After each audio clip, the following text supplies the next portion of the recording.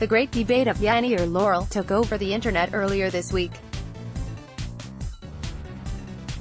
Like a particular blue or gold dress of 2015, only with sound. This is an audio clip where some hear the word Laurel and others hear the word Yanny. The debate is fierce, not only online, but for many who stand in a room with other humans, listening to the same clip on the same speakers, and hear wildly different things. Lucky for us, Levine from Adobe took the time to delve into the clip with Adobe Audition, and his breakdown has some great lessons for filmmakers.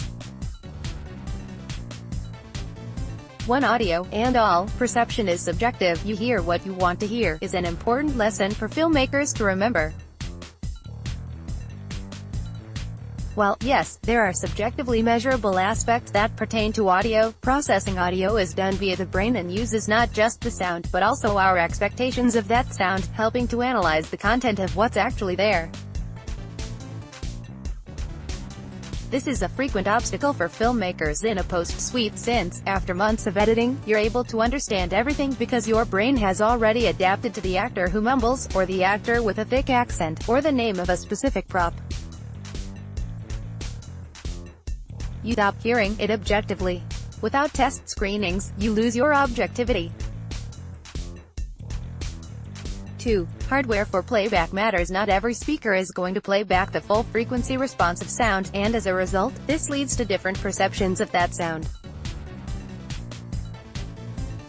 One proven theory on Yanny versus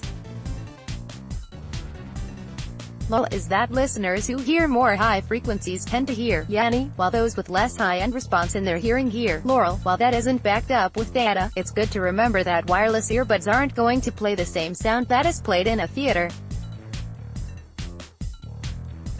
As you mix, sometimes it's worth doing a safety check on low-end gear to make sure what the audience hears on crappy laptop speakers still conveys the vital information. Credit, Adobe 3.